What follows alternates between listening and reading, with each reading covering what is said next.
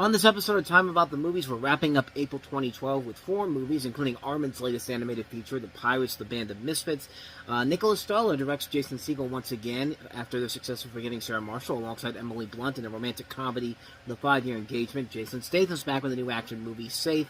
And John Cusack stars in a movie that is totally not a ripoff of a more successful movie that came out a couple years ago, where we take a classic literature character and make him into an action hero with The Raven. Don't be ridiculous. That's exactly what it is. We're going to talk about these 4 films coming up next. April 27, 2012, the last weekend before the summer movie season kicks off. This is Time About the Movies.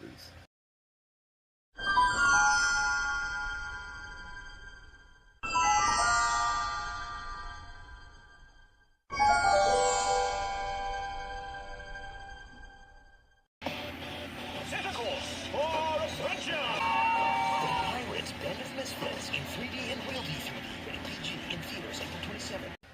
And welcome to Time About the Movies. Today we are taking a look at the 4 films that make up April 27, 2012, and we start off with the first film we have here, the biggest new release of the weekend, The Pirates, Band of Misfits, the latest feature from Armin Animation, and it follows a crew of amateur pirates under the direction of their ambitious but equally inexpert pirate captain, named Pirate Captain, voiced by Hugh Grant, who tries to plunder the ship so that the pirate captain can accomplish his dreams of winning the Pirate of the Year award, and outsmart his longtime rivals Black Bellamy, played by Jeremy Piven, and Cutlass Lass, played by Salma Hayek. After various failed raids on useless ships, including a plague boat, a nudist boat, and a ghost ship, that's literally something they do in the movie, they hijack the Beagle and encounter Charles Darwin, played by David Tennant, who informs that that Polly, the supposed parrot of the pirate crew, is actually the last living dodo. The pirates go with Darwin and his trained chimpanzee Mr. Bobo to London to show Polly to the Royal Society. Their plan is a success, but the pirates, who are disguised as scientists, are unmasked by Queen Victoria, played by Imelda Staunton, who hates pirates. And Armin Animation has been on a hot streak for many, many years. The Wallace and Gromit shorts, Chicken Run, recently they had Arthur Christmas, and their only real bad film at that time was Flushed Away. But even then, there was some stuff in there that was good. I think their overall really bad movie doesn't come until later on down the road with Early Man. Like, to me, that's their worst film. It's mostly a lot of the same problems with the Pirates, Band of Misfits, except this one is much better than that movie is. This one definitely ranks more with Flushed Away than Arthur Christmas. Not a bad movie by any means, but it's a lot of fun for kids and adults alike, but at the same time, it's not up to the level that we're used to seeing from Armin.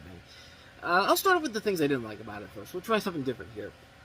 For one thing, a lot of the comedy bits were funny, but they weren't laugh-out-loud funny like we're used to seeing from Armin. Like, Arthur Christmas has moments in there that are just so damn funny, and just and moments that just come out of nowhere, like Hugh Laurie, you know, when Santa is basically telling him how he messed up the whole thing and let Arthur get out there to get this present out there. He's just like, over there, he's talking about all the equipment and this, and he's just so angry. He's just like, "Good night, Santa," and then all of a sudden he just goes like,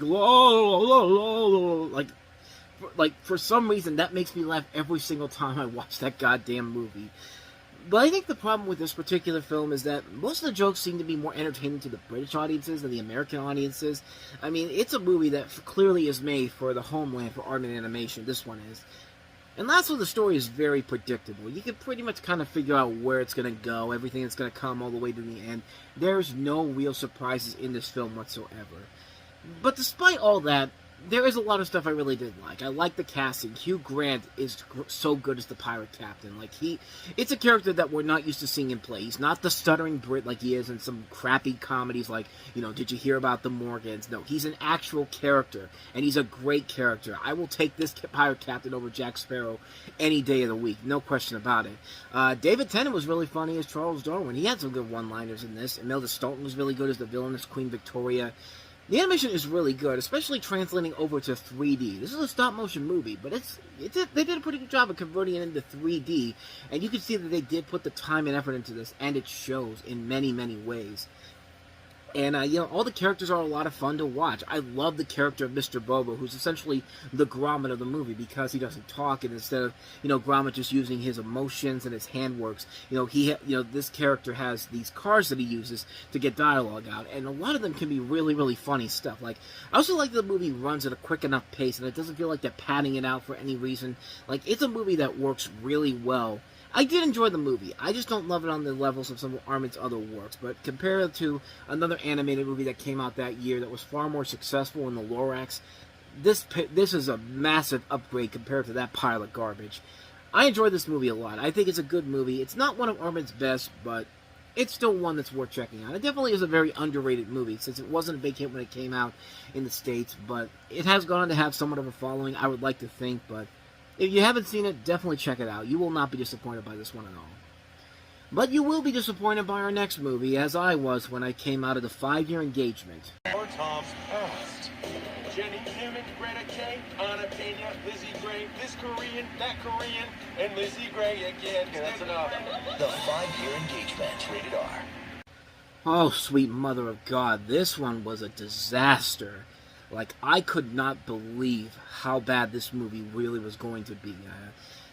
It has a funny concept overall, and there are parts where it does work overall, but there's a lot of things that are very wrong with it that we're going to get into with this review here. But exactly 1 year after Tom Solomon, played by Jason Segel, meets Violet Barnes, played by Emily Blunt, he surprises her with a ring. By all accounts, Tom and Violet are destined for their happily ever after. However, the engaged couple just keep getting tripped up on their long way down the aisle.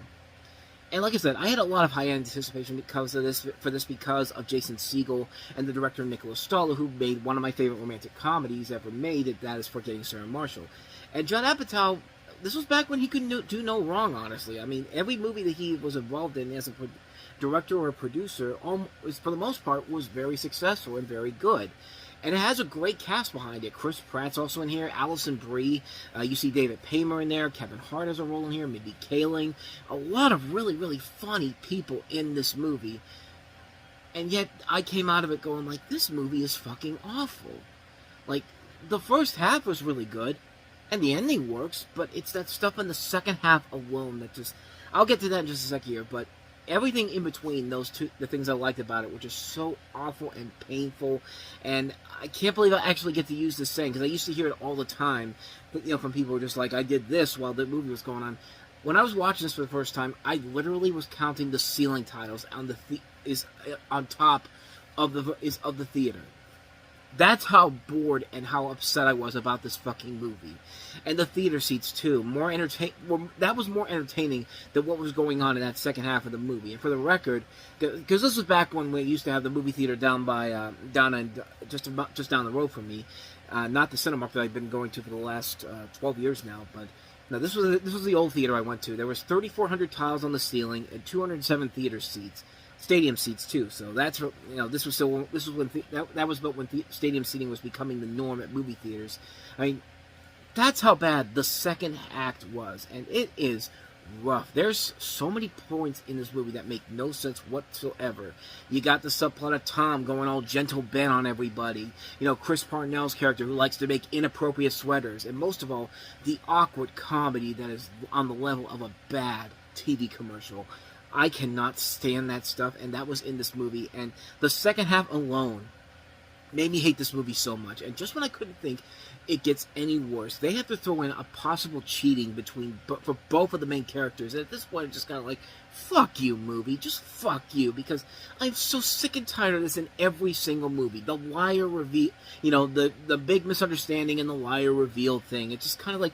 But here, it was worse. This is the worst thing that could happen. This couple was already on the breaking up at this point. So why do we got to throw this in there? Why? Like, why do we have to be this stupid? Like they didn't do it in the way better thing, like a man or in Forgetting Sarah Marshall. It's a stupid plot point, and again, bad awkward comedy. Like the whole thing with Jason Segel's character. There's a part where just scream out sriracha sauce as somebody's getting it squirted into their face. It's just like, because that's funny, right? No, it's not. Not a bit of this movie is funny in that second half. The second half of this movie is the killer in this movie. Like this thing, the first half is like it's like watching a horror movie. The first half, you're coming up to this, this nice looking cabin in the woods. You bring your friends out, you got your beer, you're thinking you're gonna get some tail. It's amazing. It's the greatest time in the world. And then the second half of this movie comes around. And that's when the serial killer comes around and stabs you in the heart, and stabs you in the most bloody of ways. Like. That's what it feels like watching this movie. It feels like you're in a horror movie, and yeah, I wanted to love this movie. I really did. And I was hoping for something on the level for Getting Sarah Marshall. It was a sweet movie, but it was a raunchy film at the same time. And I was so heartbroken that I didn't get that. This movie almost ruined the day I went to see this film. But luckily I saw the Pirates Band, the Misfits later on, and it was just kind of like, all's right with the world. But I couldn't believe that Siegel and Stoller would do something like this since they did Sarah Marshall. They both worked on The Muppets. These are really good movies. These are talented filmmakers. You know, Jason Segel is a terrific actor. You know, he's done so many great stuff since this movie and before this movie and after this movie. You know, Nick Stoller's made a lot of good stuff. I really was thinking, and I think this is a movie that is clearly a fluke because it's clear that both of these guys can make better movies. And I think this was a film that, you know, it just wasn't working, and they just said, let's just go with it and see what happens. And it was one of the biggest disappointments of the year. I think it was the biggest disappointment I saw at that point in the year, and it was a hot contender for the worst movie I saw that year. That's how bad this movie was. It's the worst thing Judd Apatow has produced since year one and Drillbit Taylor. The first half and the end were good, but that second half was just so ear-rapingly bad, I wanted to kill myself. I'm not joking. I literally was just like, there's nothing good that can come from this right now. And I'm glad I didn't have anything to sharpen myself with, because I probably would have done it in the theater, honestly. Okay, going a little too far there, but the bottom line here is that this is a terrible movie, man, that had so much promise in the beginning and in the end, but that second half, the shit they throw at you because they're so lazy and they can't figure out that what they're doing isn't working, I'm getting bad memories of it already. So let's try to turn the tide around with our next movie. And you know, how can you go wrong with a Jason Statham movie with a generic ass title and shit? Rated R in theaters April 27th. Yes, in the very same year that we got the equally simple title of Gone, we have a movie that's just on that same level as Gone, except maybe a little bit better, but that's not saying much.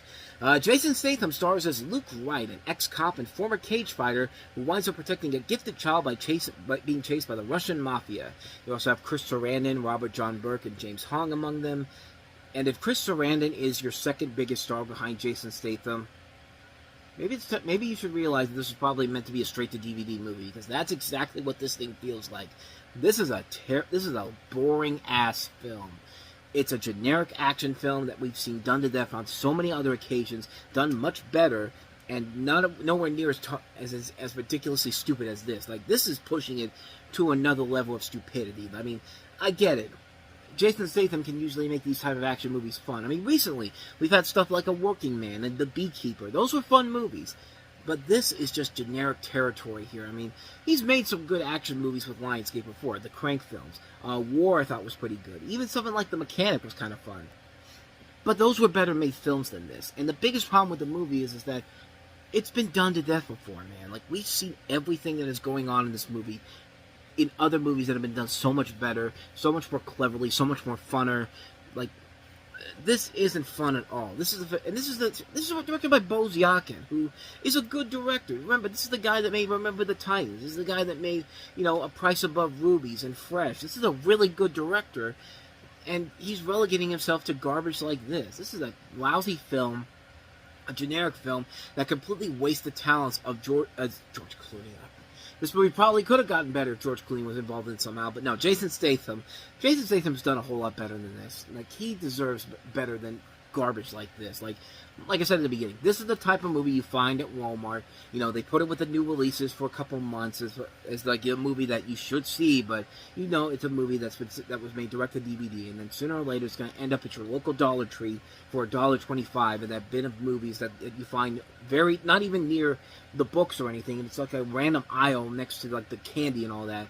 Because let's be honest, that's where you find most of your DVDs at a Dollar Tree or Dollar General, but you get the idea. The movie's pretty bad, but hey, how about some more crap to end the month of April off here? Here's another bad movie, The Raven.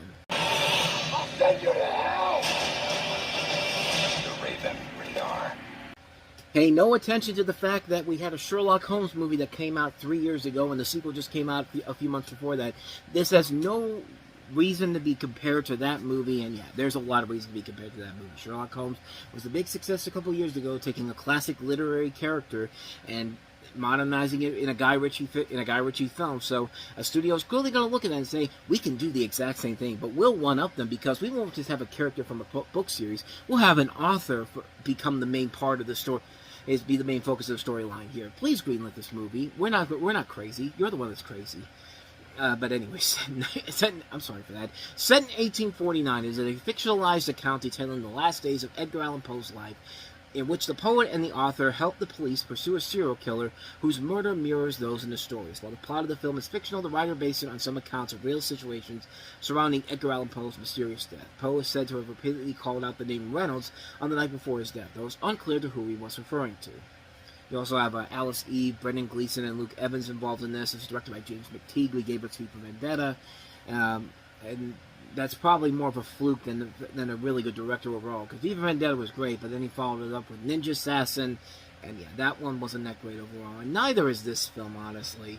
I mean, it's a movie that has some promise to it, but it falls into... You can't look at this and not just think to yourself, wow, relatively media saw the success of Sherlock Holmes and said, we want to do a film like that too, because that's all I kept thinking of when I watched this movie. I mean, there's a potential for a good movie here, but it's just not there with this film. It's a lousy film. John Cusack's trying his best to hold it together in this movie. I mean, he's one of the best things about it, honestly, but it's just not a good film overall. It's just kind of a lazy film. The mystery is not that engaging. It's not really that surprising whatsoever who the bad guy is. I mean, you can pretty much figure it out almost immediately, and it's just... There's no fun factor to it, man. There's no fun factor to it. It takes itself way too seriously. It doesn't look good. I mean, it's a lousy film. It's a lazy idea. Potential was there early on, but it just never sticks with me. It's just a terrible movie. Yeah, avoid The Raven like the plague. So I guess you could say the best movie to see this weekend, honestly, was The Pirates, the Band of Misfits. And then again, it's not hard to see why, because Arbin usually does no wrong. And thus we end this episode of Time About the Movies Up, and we end April up. And now we're going to head into the summer movie season, and, you know, we've waited 4 years at this point to see what this thing was building up to with Iron Man, The Incredible Hulk, Captain America, and Thor. And now we're finally going to get our answers. We get our first look at what this thing was building up to with Marvel's The Avengers, which broke box office records, of course, and, you know, was a must-see movie event in the theaters. And I'll talk more about that on the next episode. But then there was one other movie that decided to compete with it, and that is the Best Exotic Marigold Hotel, which technically only did in a limited release. The Avengers was pretty much the big thing that everyone was going to see, no question about it.